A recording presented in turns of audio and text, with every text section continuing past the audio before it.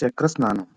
చక్రస్నానం అనేది శ్రీవారి బ్రహ్మోత్సవాల ప్రత్యేక తీర్థ స్నానం వేడుక. దీని సమయంలో శ్రీవారి సువర్ణ చక్రాన్ని స్వచ్ఛమైన నీటిలో స్నానం చేయడం జరుగుతుంది. చక్ర అంటే విష్ణువు శక్తి చిహ్నం. కాంతివంతమైన శక్తి చక్రం.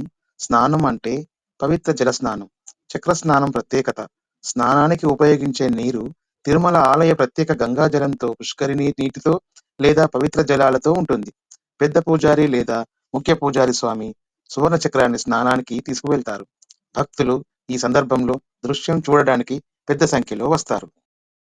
ఆధ్యాత్మిక విశేషత: చక్ర స్నానం భక్తుల పాప నివారణ, శ్రేయస్సు, ఆధ్యాత్మిక శక్తి పెరుగుదలకు సంకేతం.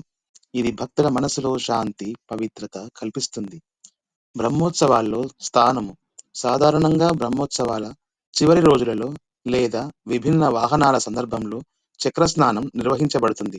భక్తులు దాన్ని ప్రత్యక్షంగా దర్శించడానికి ఆలయం పరిసరాల్లో సన్నద్ధంగా వస్తారు.